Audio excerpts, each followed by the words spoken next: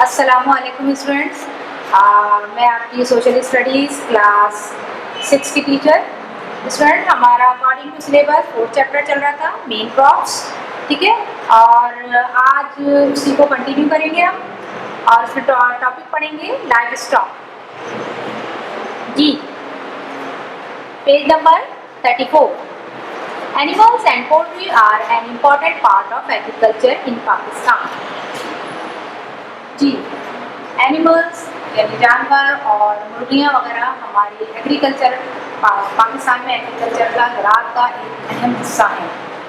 Buffaloes and oxen are generally used in the countryside for pulling carts and प्लाफ्स।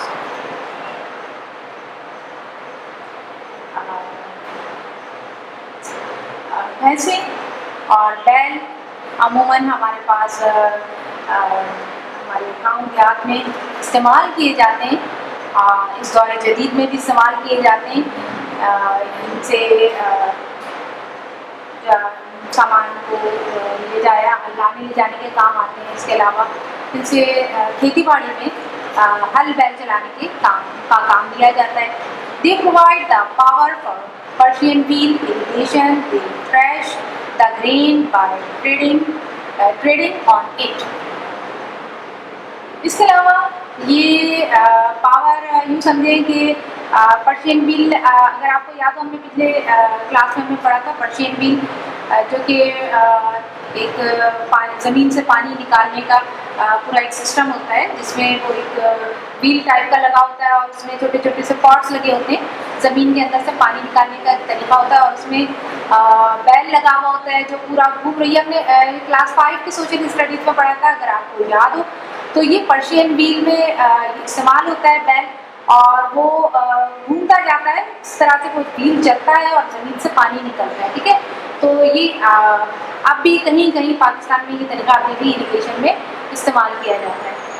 इसके अलावा ये इस्तेमाल में आते हैं बैल वगैरह गांव में, जो जैसे चावल हो गए या गंदम हो गए, इनको जो पुराना तरीक़ाकार है वो अभी इस्तेमाल किया जाता है कि इनको धान को कहना चाहिए, इनके ऊपर जो कवरिंग होती है इन चावलों के ऊपर, जब चावल तैयार हो जाता है, फसल कट जाती है, तो उसके ऊपर से जो छिलका वगैरह हटाया जाता है, तो उसमें इसको इस्तेमाल किया जाता है। ये एनिमल बाकायदा एक इसका तरीक़ाकार है कि वो जानवर, ये जो बैल वगैरह हैं, ये घूमते जाते हैं और उसके ऊपर वो एक कहना चाहिए बड़ा सा एक पूरा बना हुआ होता है लकड़ी का। वो उस पर जब घूमते जाते हैं तो उन ग्रेन्स के ऊपर जो छिलका होता है वो हटता जाता है। ठीक है, तो ये तरीका आप भी कहीं कहीं पाकिस्तान में गाँव देहात में इस्तेमाल किया जाता है। They are source of meat and milk. इसके अलावा ये तो है ही दूध और गोश्त का बहुत बड़ा जरिया। Their skin are made into leather for shoes, sports equipment and farming tools. अच्छा, फिर इनकी जो स्किन होती है, इनकी खाल से लेदर बनाई जाती है और जिससे शूज़ बनते हैं, खेलों का सामान बनता है, और न सिर्फ ये खेलों का सामान बल्कि फार्मिंग के ही बहुत सारे टूल्स होते हैं जो कि बनाए जाते हैं। Buffaloes prefer warmth, so they are usually found in valleys. Cows are hardier and are found almost everywhere. Buffaloes जो होती हैं वैसे ये गर्म इलाकों को पसंद करती हैं। ठीक है ना, तो ये इन्हीं जो गर्म इलाके होते हैं वहाँ पर ये पाली जाती हैं, मैदानी इलाकों में पाली जाती हैं। और जो काऊ है ये थोड़ी सख्त जान होती हैं, तो ये हमें हर किस्म के मौसम में हर जगह यानी हर तरह की आबोहवा वाले इलाके में ये हमें दिखाई देती है। ठीक है, Camels are widely used in Sindh and the adjoining areas of Balochistan for transport. ऊँट हमारे पास इस्तेमाल किए जाते हैं ट्रांसपोर्ट के लिए। सिंध और सिंध से जो मुल्का इलाके हैं बलूचिस्तान के, वहाँ पर ट्रांसपोर्ट के लिए इस्तेमाल किया जाता है आजकल के दौर में भी। Sheep and goats are found almost everywhere, providing wool, skins, milk, goats and meat.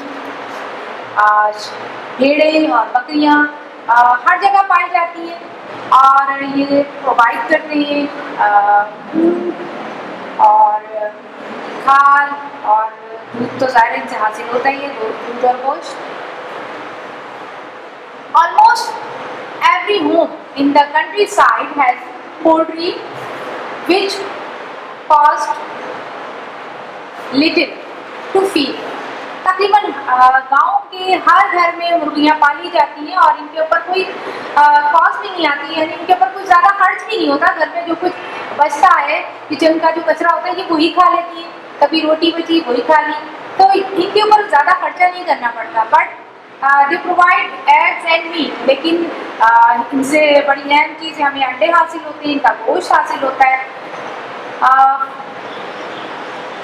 463,000 tons of poultry were eaten in 2006, as well as an amazing 9,097,000,000 plus eggs, including the one we had for breakfast.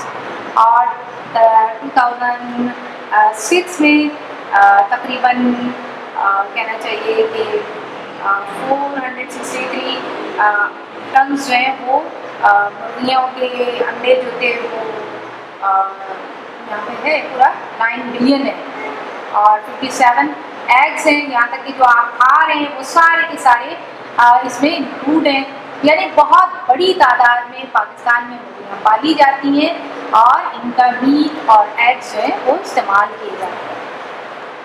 अच्छा जी, livestock farming an important occupation in the bigger South Asian countries. अच्छा, जानवरों का पालना और इनकी training करना ये बड़ा अहम पेशा है साउथ एशियन कंट्रीज का। इंडिया, अब हम बात करेंगे इंडिया की। India has a very large number of head of cattle और about as many as Australia, Argentina and USA together. अगर हम बात करें इंडिया की, तो इंडिया में इतने ज़्यादा मवेशी पाले जाते हैं कि आप अंदाज़ा करें कि ऑस्ट्रेलिया, अर्जेंटीना और यूएसए, यानी तीनों कंट्रीज़ का भी हम अगर मुआवजा करें, इनसे कहीं ज़्यादा मवेशी जो है वो इंडिया में मौजूद हैं। The majority of Indians is vegetarians, और जैसे कि आप जानते हैं कि इंडियंस जो हैं हिंदू मज़हब में जो है वो मीट जो है वो नहीं पसंद किया जाता, खाना को उसको हराम समझते हैं, तो वेजिटेरियंस होते हैं। तो majority of Indians is vegetarian. So livestock is rare mainly for dairy products and for wool from sheep and goats. तो यहाँ पर जो लाइफ स्टॉक है बुनियादी तौर पे यहाँ पर डेयरी प्रोडक्ट्स के लिए इस्तेमाल किया जाता है और इनसे वुल हासिल किया जाता है शीप एंड गॉट से, यानी इनको गोश्त को एज ए मीट वो मतलब उसके लिए नहीं इस्तेमाल करते, जानवरों को इसलिए नहीं वो पालते, बल्कि उससे वो दूसरी प्रोडक्ट्स हासिल कर रहे होते हैं। Cooperative dairy farming in India has encouraged proper rearing of cows and buffaloes. The government also contributes effectively to improve animal husbandry. अच्छा जी, यहाँ पर एक चीज़ बताऊँ मैं आपको कि इंडिया में बहुत ज़्यादा इंकरेज किया जाता है वो इस बात को के बजाय ये कि आप एक भैंस एक गाय पालें, वो इस बात को इंकरेज करते हैं कि वो आप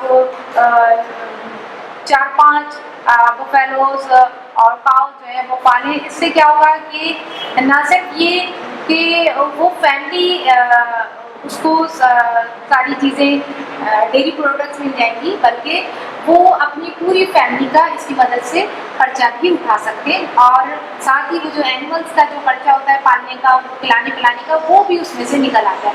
तो इस चीज़ को वहाँ पर कहना चाहिए कि बहुत ज़्यादा इंकरेज किया जाता है। इसके अलावा वो इस बात को भी गवर्नमेंट इस बात को भी also contributes effectively to improve animal husbandry. अच्छा, एनिमल हस्बेंड्री क्या है कि वो इस बात को भी इंकरेज करते हैं कि लोग सिर्फ ये जैसे फॉर एग्जांपल भैंसे ही ना पालें, बल्कि अफजाइश नस्ल करें, यानी इस तरह के जानवर पालें जिससे उनकी बेहतर अफजाइश नस्ल हो सके। ठीक है स्टूडेंट्स, आज हम अपना ये टॉपिक यहीं पे रोकते हैं। ठीक है, इंशाल्लाह नेक्स्ट वीडियो में फिर इससे आगे का पढ़ेंगे। ठीक है, अल्लाह हाफिज़।